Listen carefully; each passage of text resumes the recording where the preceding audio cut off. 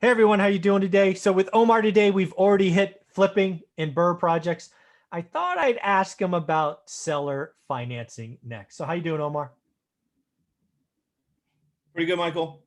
How are you, So man? I'm doing great, man. Life is good. So tell me about seller financing. It sounded like in our intro you had one that was kind of interesting. So you got me sitting on the edge of my seat. Okay, I'll share. Um, I sent out an honest and I'll share with this or share this with everybody. I sent out some postcards, to some high equity type of sellers that have bought in after 2012, relatively in my area. So I get a phone call, and this person said he wants to sell his triplex that he bought 3 years ago. I Hmm. said, all right, cool, perfect, no problem. Because of conversation and giving him value on what his properties are worth as an entrepreneur, as a broker, Hmm. this side of the game, I asked him if he had any other properties that he'd like to sell. Straight up. He said, yeah, I'm thinking about selling this piece of crap area that the tenant burned down the garage. I was like, oh, wow.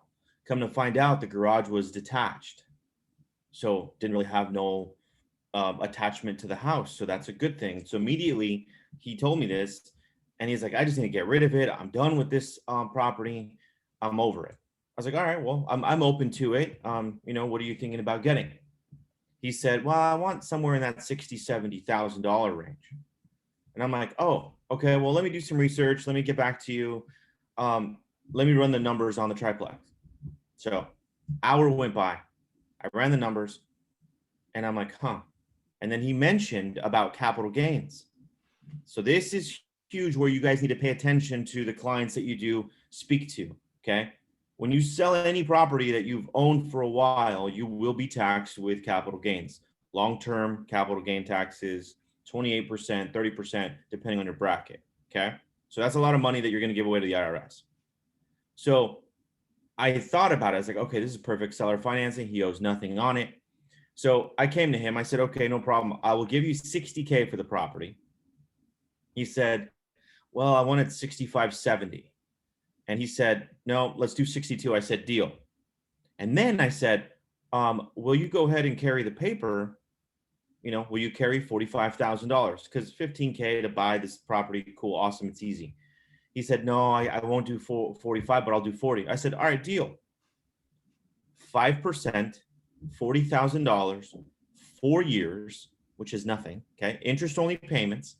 So the minute I said interest only payments, he said, oh, so I'll get a balloon payment in 4 years? Yes, you will. But what that does, so I want everybody to understand this property, and you already know the outcome because you're an entrepreneur and you know your area.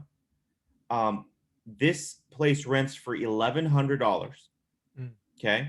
That means it's going to cost me about 22,000 bucks out of pocket to buy this house, plus an additional 20K to fix it. I'll be in this property $42,000 of real cash. Okay. So my purchase price is 62. That's why the 40,000 that they're carrying at 5% does minus the 60 or the 62,000. That difference is 22K plus the rehab 42,000.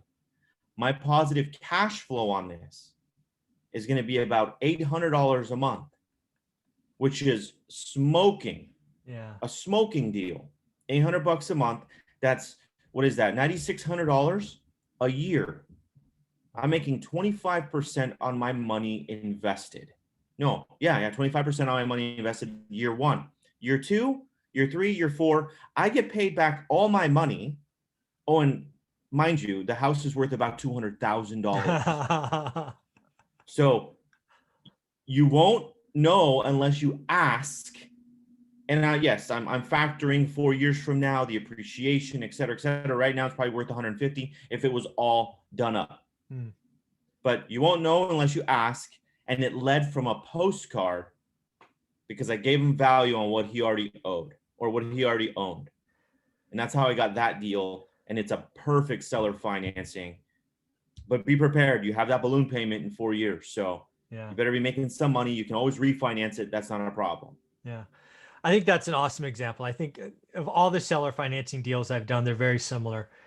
It comes from conversations, usually about a different topic, usually about a different Oh property. yeah, But yeah. that one question you asked, do you have anything else? Essentially, right? Uh-huh. Do you have anything else? Oh, I have this problem. It's a headache. Oh, well, tell me about the headache because I have some Yep. aspirin, right? And then, oh, by the way, okay, once we got 62, then you go in for the seller financing. It's like, Uh-huh. damn, just keep, you don't know if you don't ask, right? You don't make a shot if you don't take it. And I know for certain you would have done the deal 62 cash. You would have. But now it's Oh, just an all outstanding day, deal all day, right? all day. And I was ready for it, but I'm like, I'm just gonna throw that out there Just and see if ask. he'll bite. Yeah. And you know, and it's not a matter of like, I don't want to say that if he'll bite, but you won't know unless you ask. And the thing is, he avoids capital gains taxes Yeah. Yeah. He avoids it for and 4 years anyway. Yeah. for 4 years. Yeah. And then I put a clause in there that I'm able to extend for another 4 Oh, nice. at a $500 bonus to him. Yeah. So it's like, Yeah. So let's talk about the pretty good. taxes, folks, because I don't want to lose anybody.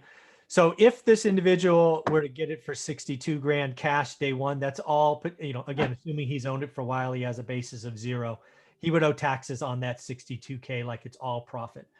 What Omar has done for him is he's lowered year one taxes from 62 to 22, right? Because you give him 22 grand at closing. Then you will owe he will collect some interest throughout year 1, 2, 3, and 4. And then in year 4, assuming you don't extend, he'll owe taxes on that 40K balloon, just so people can tie it all out. That is the beauty. One of the things that I think is going to happen in this crisis is we are going to find a lot of frustrated landlords because yet again, we're going to extend evictions and all this other nonsense, which really hurts mom and pop. I think there's going to be some landlords that give up, and I think seller financing is a way to really lower year one taxes and give them income because he's going to have more income than he may have had before, and it's guaranteed no headaches, no phone calls, no tenants, toilets, and termites. It's just a beautiful thing you did, Omar. Congrats, and you did a win-win for him as well. Thank you. Appreciate that. It's Yeah, pretty cool when you start paying attention and you start listening to your clients. You can figure out some stuff, create your own opportunities for sure. yeah. The beauty that you do so naturally is you ask short questions and you shut up and listen. That's what more people. I've seen more people in real estate talk themselves out of deals. Right? You should not dominate the conversation. You are there to be Columbo or Sherlock Holmes or whatever it is, and find the opportunity to solve their problem. Right? And you don't do that by talking. You do that by listening. Absolutely. Very cool, man. Well, congrats on this. I love talking about flips, Burr, and owner financing. Any closing thoughts as we wrap up our week together? Other than, you know what, you mentioned it, learn to listen a little bit more. You Yeah. know, like we're all excited. Everybody's in the business. All these wholesalers want to just keep opening their mouth and just talking and talking and talking. Sit back a little bit and let them talk to you. Ask the questions, pull it out of them, and then you'll see where you can figure out how to provide the solution or solve the problem. The person that solves the most problems in their situation wins. How are you going to find their situation if you're always talking? With that, we will leave it. That is a great way to end. Thank you very much, buddy. You're welcome.